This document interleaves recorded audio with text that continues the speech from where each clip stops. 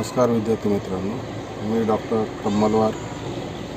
आपल्याला BCom first इयरसाठी economics या विषयासाठी यापुढं अभ्यासक्रमासाठी आहे.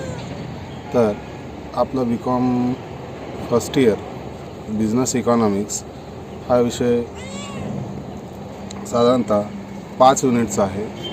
पेठे मॅडम यांनी 1 युनिट पूर्ण केलेलं आहे, तर पुढील भागासाठी मी या ठिकाणी आहे. तर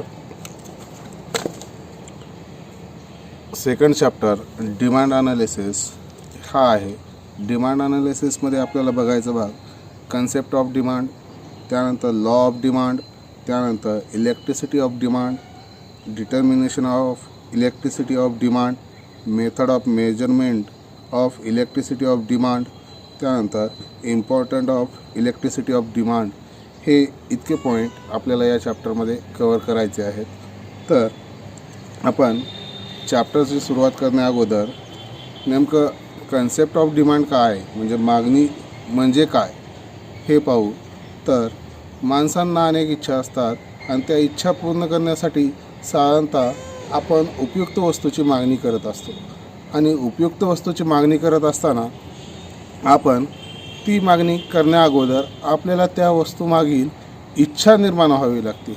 म्हणजेच या ठिकाणी साधारणतः एक साधी आणि सरळ व्याख्या करायची झाली तर प्रभावी इच्छा म्हणजे मागणी होय असं आपल्याला म्हणता येईल. मग प्रभावी इच्छा म्हणजे मागणी होय तर नेमकं काय, तर एखादी वस्तू आपल्याला घ्यायची आहे, तर ती वस्तू घेण्यासाठी आपण मागणी करत असतो. आणि ती मागणी करण्यामागं 3 गोष्टी या ठिकाणी महत्त्वपूर्ण आहेत. त्यामध्ये पहिली इच्छा. आपल्याला एखादी वस्तू घ्यायची असेल तर इच्छा निर्माण झाली पाहिजे, तेव्हाच आपण ती वस्तूची मागणी करत असतो असं आपल्याला म्हणता येतं. त्यानंतर ती इच्छा पूर्ण करण्यासाठी आपल्यापाशी पुरेसा पैसा असावा लागतो. आणि तो पैसा असूनही या ठिकाणी पैसा खर्च करण्याची तयारी असली तर या ठिकाणी आपल्याला मागणी निर्माण होत असते असं आपल्याला म्हणता येतं. म्हणजेच साधारणतः आपण असं म्हणू शकतो की सर्वप्रथम मला एखादी गोष्ट घ्यायची आहे, तर ती वस्तू घेण्यासाठी माझ्या मनात इच्छा निर्माण झाली पाहिजे.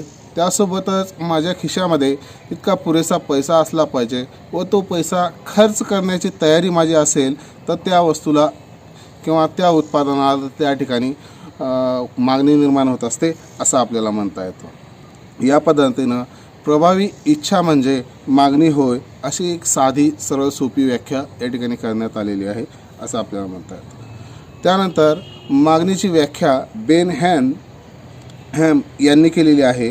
ती व्याख्या पुढील पद्धतीने आहे.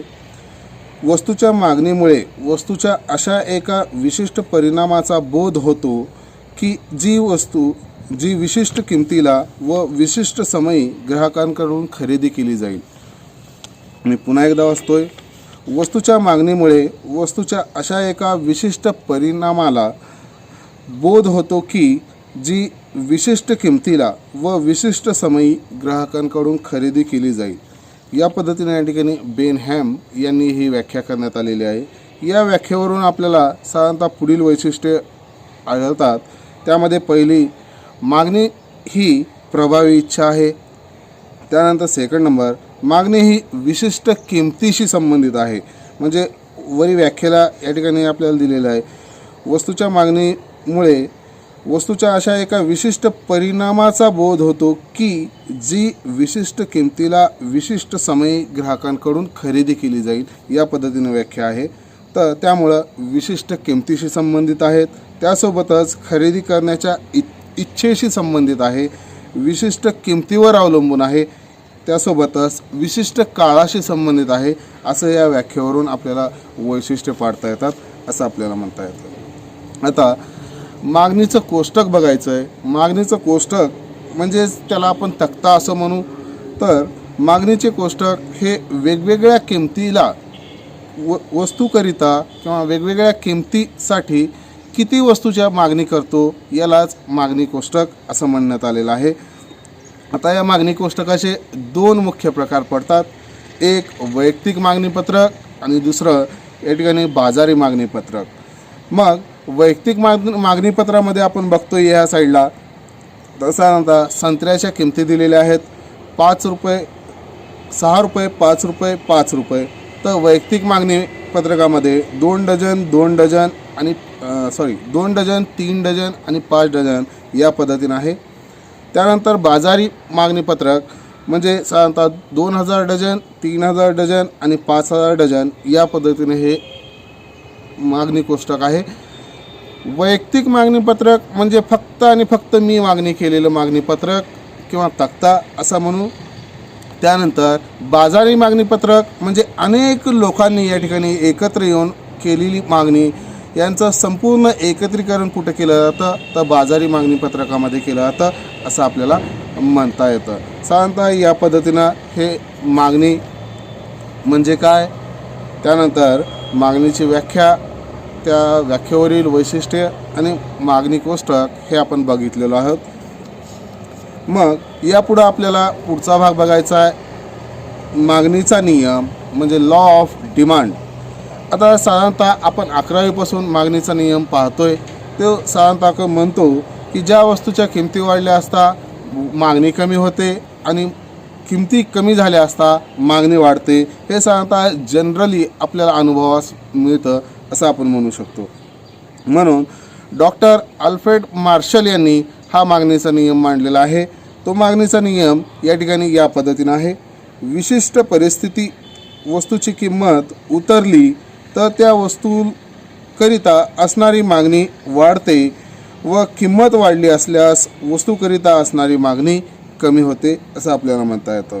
म्हणजेच या मागणी पत्रकावरून आपल्याला लक्षात येते की किमतीच्या व्यस्त दिशेने मागणीत बदल होतो असं आपल्याला म्हणता येतं. मग पुढं आपल्याला या उदाहरणावरून लक्षात येऊ शकतं. ते उदाहरण तुम्ही पाहावं. संत्र्याची किंमत दिलेली आहे, त्यानंतर वैयक्तिक मागणी आणि बाजारपेठेची मागणी या पद्धतीने या ठिकाणी दिलेली आहे. मग संत्र्याची किंमत ₹5 डझन, ₹4 डझन, ₹3 डझन आणि ₹2 डझन याप्रमाणे अनुक्रमे दिलेली आहे. तर वैयक्तिक मागणी पत्रकमध्ये 2 डझन, 4 डझन, 6 डझन, 9 डझन या पद्धतीने दिलेलं आहे. त्यानंतर बाजारपेठेची मागणी त्यामध्ये 2000 डझन, 4000 डझन, 6000 डझन आणि 9000 डझन या पद्धतीने हे दिलेले आहे. तर आपल्याला मागणीचा सिद्धांत सांगतोय विशिष्ट परिस्थितीत वस्तूची किंमत उतरली तर त्या वस्तूकरिता मागणी ही वाढत असते आणि किंमत वाढल्यास मागणी कमी होत असते असं आपल्याला म्हणता येतं. म्हणजे किमतीच्या व्यस्त दिशेने मागणीत बदल होतो असं आपल्याला म्हणता येतं. मग या कोष्टकावरून आपल्याला लक्षात येतं ₹5 किंमत असताना 2 डझन संत्र्यांची मागणी होते. तर किंमत पुन्हा कमी झाली, ₹4 किंमत झाली तर 4 डझन संत्र्याची मागणी झाली. त्यापुढं आणखीन किंमत कमी झाली, ₹3 झाली तर 6 डझनची मागणी झालेली आहे. तर त्याहून आणखीन कमी झाली ₹2 डझनची तर 9 डझन संत्र्याची मागणी करण्यात आलेली आहे असं आपल्याला म्हणता येतं. तर याचं उलट आपण जर उदाहरण या ठिकाणी घेतलं तर साधारणतः ₹2 डझन किंमत असताना 9 डझन संत्र्याची मागणी आहे.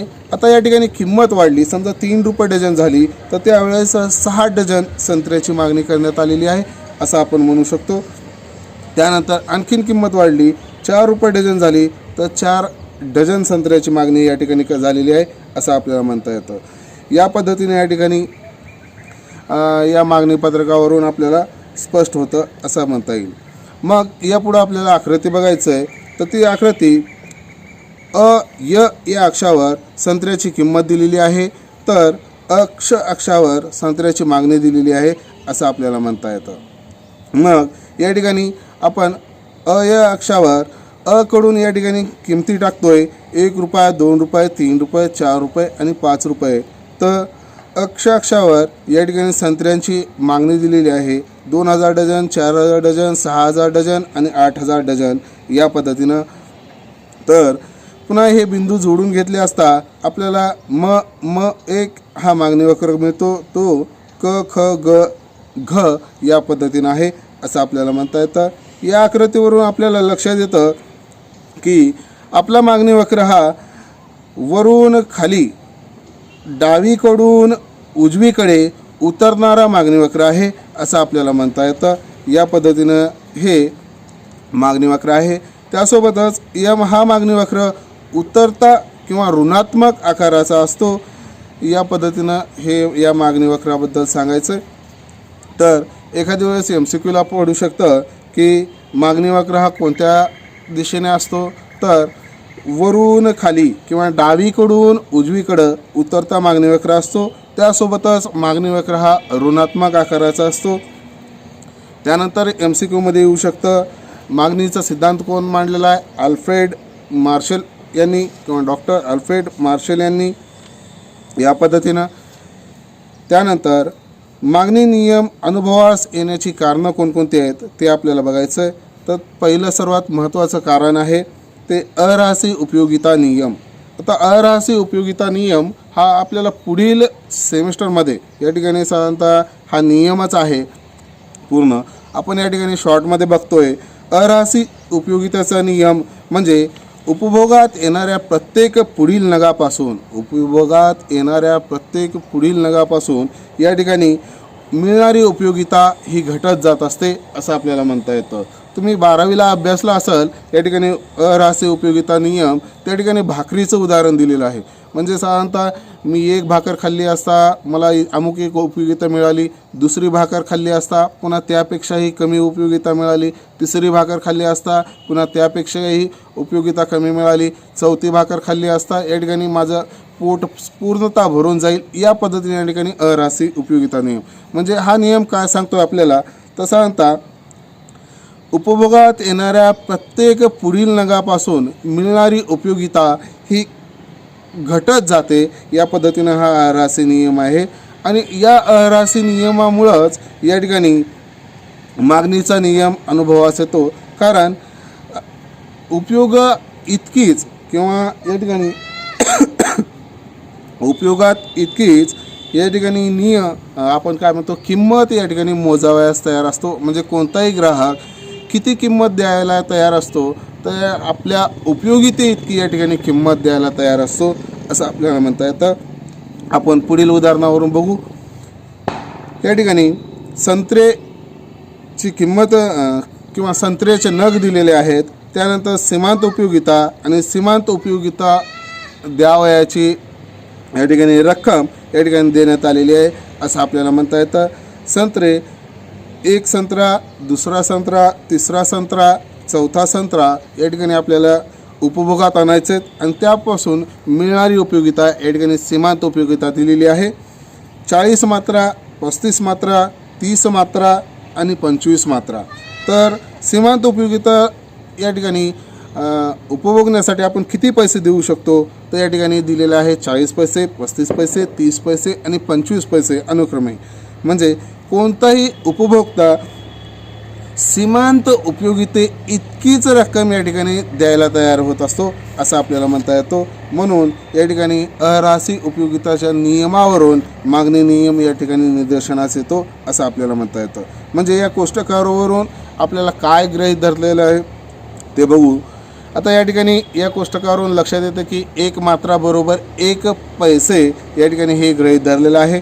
अराहसी उपयोगिताचा नियम पुढील प्रमाणे या ठिकाणी म्हणजे उपयोगिता नियम हा सीमांत उपयोगिता घटत आहे असं आपल्याला म्हणता येतं. म्हणजे पहिल्या संत्र्यापासून आपल्याला किती उपयोगिता मिळालेली आहे, 40 मात्रा. दुसऱ्या संत्र्यापासून किती उपयोगिता मिळालेली आहे, तर 35 मात्रा.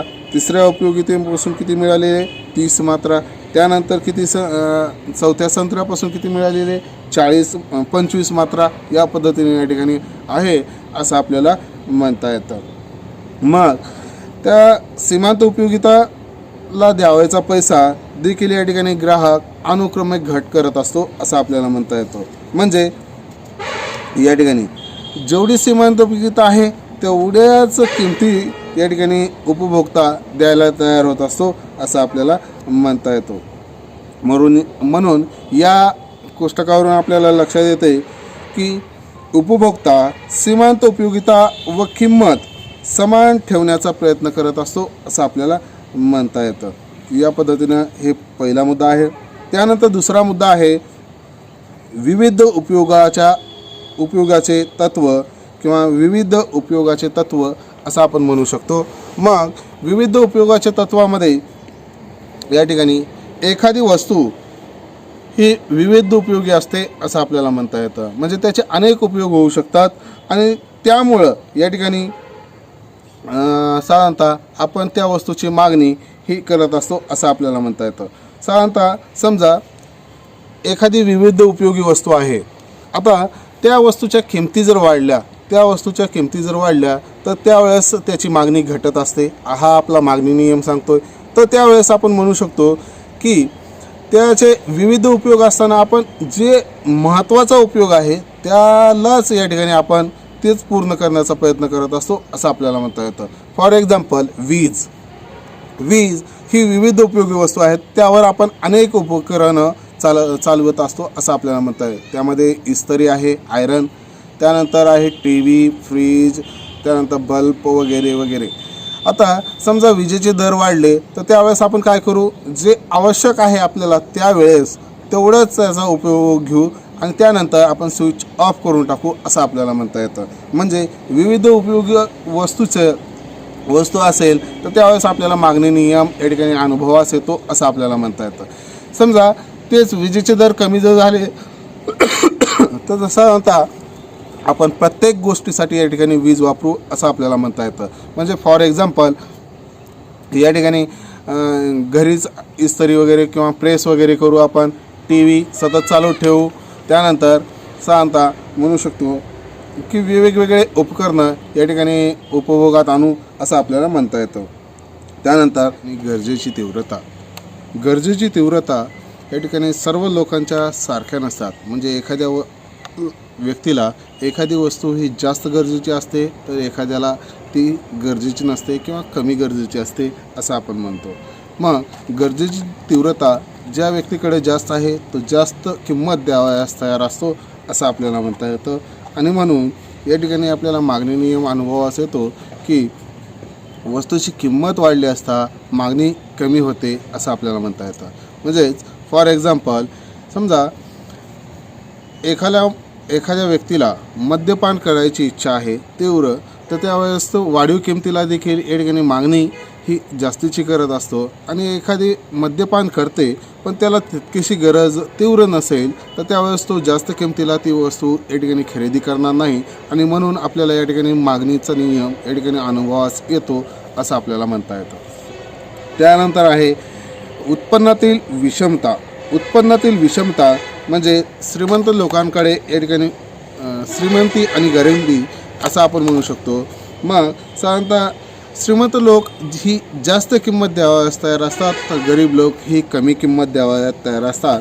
मग वस्तूचा पुरवठा हा अधिक प्रमाणात असेल तर त्यावेळेस या ठिकाणी वस्तूच्या किमती या कमी कराव्या लागतात जेणेकरून गरिबांकडून मागणी निर्माण होईल असं आपल्याला म्हणता येतं. म्हणून या ठिकाणी देखील मागणी नियम अनुभवास येतो. त्यानंतरचा मुद्दा आहे उत्पन्न परिणाम. मग वस्तूची किंमत कमी झाली की उपभोक्त्या त्या वस्तूची मागं वास्तविक उत्पन्न वाढत असते असं आपल्याला म्हणता येतं. म्हणजेच साधारणतः म्हणू शकतो की समजा माझा पगार एक 15,000 रुपये आहे तर त्यावेळेस त्या 15,000मध्ये मी 100 नग खरेदी करतो तर त्यावेळेस जर समजा वस्तूच्या किमती कमी झाल्या तर त्यावेळेस या ठिकाणी मी तेच 110 नग खरेदी करू शकेल किंवा 115 नग खरेदी करू शकेल. त्यावेळेस साधारणतः माझं या ठिकाणी वास्तविक उत्पन्न वाढतं आणि वास्तविक उत्पन्न वाढल्यामुळं या ठिकाणी त्याचा परिणाम मागणी नियमावर होत असतो असं आपल्याला म्हणता येतं. याला अपवाद आहे फक्त साधारणतः कनिष्ठ प्रतीच्या वस्तू किंवा गिफेनच्या वस्तू असं आपण म्हणतो ते. त्यानंतरचा मुद्दा आहे प्रतिस्थापन परिणाम. समजा चहा आणि कॉफी ह्या एकमेकांना पर्यायी वस्तू आहेत. मग चहाच्या किमती कमी झाल्या असता या ठिकाणी कॉफीच्या किमती स्थिर असताना देखील या ठिकाणी कॉफीला मागणी कमी होत असते असं आपल्याला म्हणता येतो. मी पुन्हा एकदा रिपीट करतोय, चहाच्या किमती कमी झाल्या असता कॉफीच्या किमती स्थिर असताना देखील या ठिकाणी कॉफीची मागणी कमी होते आणि चहाची मागणी या ठिकाणी वाढत असते. मग या ठिकाणी म्हणता येतं की महाग वस्तूवर या ठिकाणी स्वस्त वस्तू प्रतिस्थापन करण्यात येते, म्हणून आपल्याला म्हणता येतं प्रतिस्थापना परिणाम असं या ठिकाणी म्हटलं जातं. म्हणजे या ठिकाणी कॉफीवर चहा ही प्रतिस्थापना होत आहे असं आपल्याला म्हणता येतं. त्यानंतरचा नवीन मुद्दा बघायचा आहे, मागणी वक्र उतरता असण्याची कारणं कोणकोणती आहेत. तर मागणी वक्र उतरता असण्याची कारणं, जेव्हा एखाद्या वस्तूची किंमत घटते तेव्हा त्या वस्तू बाबतीची इच्छा ही जास्त प्रमाणात पूर्ण करण्यात यावी ही आपली प्रवृत्ती असते असं आपल्याला म्हणता येतं. म्हणजे समजा माझी इच्छा आहे की तूप वगैरे घ्यायची, पण माझ्याकडे तितके पुरेसे पैसे नसतील, तर त्यावेळेस तुपाचे जर भाव कमी झाले तर त्यावेळेस मी ती इच्छा पूर्ण करू शकतो. आणि म्हणून या ठिकाणी साधारणतः मागणी वक्र उतरता असतो असं आपल्याला म्हणता येतं. त्यानंतर वस्तूची किंमत घटली तर अनेक कारणांकरिता त्याचा उपयोग करण्यात येतो. हे एक कारण आहे मागणी नियम उतरता असण्याचे. त्यानंतर किंमत घटल्यामुळे उपभोक्त्याचे वास्तविक उत्पन्न वाढते, हे आता आपण मगाच्याच पॉईंटमध्ये बघितलेलं आहे किंवा मागच्याच पॉईंटमध्ये बघितलेलं आहे. हे 3 मुख्य कारणं आहेत मागणी नियम या ठिकाणी उतरता असण्याचे. पहिलं कारण, वस्तूची किंमत घटली त्यावेळेस त्या वस्तूच्या इच्छा पूर्ण करण्यासाठी या ठिकाणी मी मागणी करत असतो असं आपल्याला म्हणता येतं. त्यामुळं मागणी वक्र हा उतरता असतो. त्यानंतर वस्तूची किंमत घटली तर वस्तू अनेक उपयोगी असतील, तर त्यावेळेस ते वस्तूची किंमत घटली तर मी अनेक कारणासाठी या ठिकाणी मागणी करेल आणि त्यामुळं त्याची ठिकाणी मागणी वाढत असते आणि म्हणून मागणी वक्र हा उतरता असतो. त्यानंतर वस्तूची किंमत घटली तर उपभोक्त्याचे वास्तविक उत्पन्न वाढत असते आणि त्यामुळं तो अधिक नग या ठिकाणी खरेदी करत असतो असं आपल्याला म्हणता येतं. या कारणांमुळं या ठिकाणी मागणी वक्र हा उतरता असतो असं आपल्याला म्हणता येतं. आता मागणीत बदल होण्याचे नेमके कोणते कारणं आहेत हे या ठिकाणी बघायचं आहे आपल्याला. आता किमतीतील बदलामुळे मागणीत बदल होतो हे आपण आत्तापर्यंतच्या मागणी सिद्धांतामध्ये बघितलेलं आहे. पण इतरही म्हणजे किंमतीशिवाय किंवा किंमत सोडून इतरही कारणं या ठिकाणी कारणीभूत आहेत, जे की मागणीमध्ये बदल करत असतात असं आपल्याला म्हणता येतं. त्यामध्ये आपल्याला म्हणता येईल लोकसंख्येतील बदल म्हणजे वस्तूची किंमत स्थिर असूनसुद्धा जर समजा लोकसंख्येत वाढ झाली तर मागणीत वाढ होणार आहे, लोकसंख्येत घट झाली तर मागणीत घट होणार आहे, हे एक कारण आहे असं आपल्याला म्हणता येतं. त्यानंतर आहे उत्पन्नातील बदल. समजा किंमत स्थिर आहे आणि तुमचं उत्पन्न वाढलेलं आहे. अगोदर 15,000 रुपये पगार होता, आता 25,000 पगार आहे. त्यावेळेस या ठिकाणी किंमत आहे तितकीच आहे, तर तुम्ही जास्तीचे नग खरेदी करणार किंवा मागणी वाढणार, या पद्धतीने हे मुद्दा आहे. त्यानंतर उपभोक्त्याचे आवडीनिवडी व फॅशनमधील बदल असं आपल्याला म्हणता येतं. म्हणजे उपभोक्त्याची आवड, जर समजा आपण एक मूवी बघितली होती, त्यामध्ये लुंगी डान्स हा डान्स होता, तर डान्समुळं या ठिकाणी काही कारणास्तव किंवा काही काळापुरतं लुंगीला जास्त डिमांड आलेला आहे असं आपल्याला म्हणता येतं. आणि म्हणून या ठिकाणी उपभोक्त्याची आवडीनिवडी व फॅशनमध्ये बदल झाला असता हे घटक या ठिकाणी पूर्ण होतो किंवा मागणीमध्ये वाढ होत असते असं आपल्याला म्हणता येतं. त्यानंतर आहे हवामान किंवा ऋतूमध्ये बदल. हवामानात किंवा ऋतूमध्ये बदल झाला तर या ठिकाणी मागणीमध्ये वाढ होत असते. फॉर एक्झाम्पल, किंमत स्थिर असूनसुद्धा किंमत आहे तितकीच आहे, तर समजा हिवाळा चालू झाला, तुम्ही जर्किन किंवा स्वेटर यांची या ठिकाणी मागणी कराल. त्यासोबतच पावसाळा चालू झाला तर त्यावेळेस आंब्रेला म्हणजे छत्री वगैरे किंवा रेनकोट याची मागणी कराल. या पद्धतीने या ठिकाणी मागणी करत असता असं आपल्याला म्हणता येतं.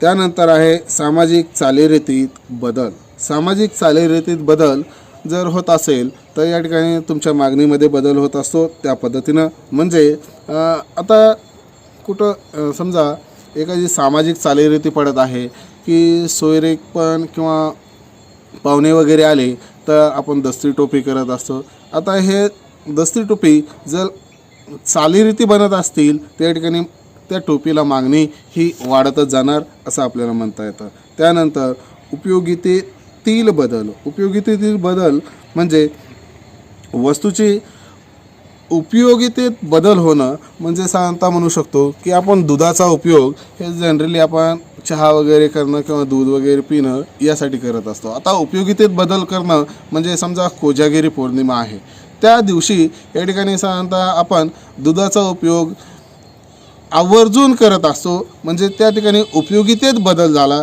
आणि म्हणून त्या ठिकाणी मागणीमध्ये बदल होत असतो असं आपल्याला म्हणता येतं. त्यानंतर आहे मुद्रेच्या साठ्यात बदल म्हणजे तुमच्या बचतीमध्ये जर वाढ होत असेल तर तुम्ही या ठिकाणी मागणीमध्ये वाढ कराल. आणि त्यानंतर बचतीमध्ये जर घट करत असाल किंवा मुद्रेच्या साठ्यात घट होत असेल तर या ठिकाणी मागणीमध्ये देखील घट होत असते असं आपल्याला म्हणता येतं. त्यानंतर आहे संपत्तीच्या वाटणीतील बदल म्हणजे आपल्याला माहीत आहे आता जनरली भारतामध्ये ही संपत्तीचं वाटप हे विषम प्रमाणात आहे.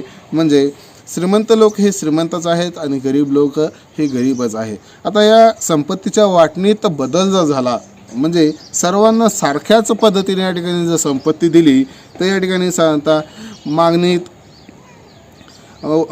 आवश्यक वस्तूकरिता असणारी मागणी वाढते असं आपल्याला म्हणता येतं. म्हणजे साधारणतः जे जीवनावश्यक वस्तू आहेत त्या वस्तूकरिता या ठिकाणी मागणी वाढत जाईल तर चैनीच्या वस्तूकरिता असणारी मागणी ही साधारणतः कमी होत जाईल असं आपल्याला म्हणता येतं. त्यानंतर आहे पर्यायी व पूरक वस्तूच्या किमतीतील बदल म्हणजे ज्या पर्यायी वस्तू आहेत किंवा पूरक वस्तू आहेत त्या वस्तूच्या किमतीत जर बदल होत असेल तर या ठिकाणी साधारणतः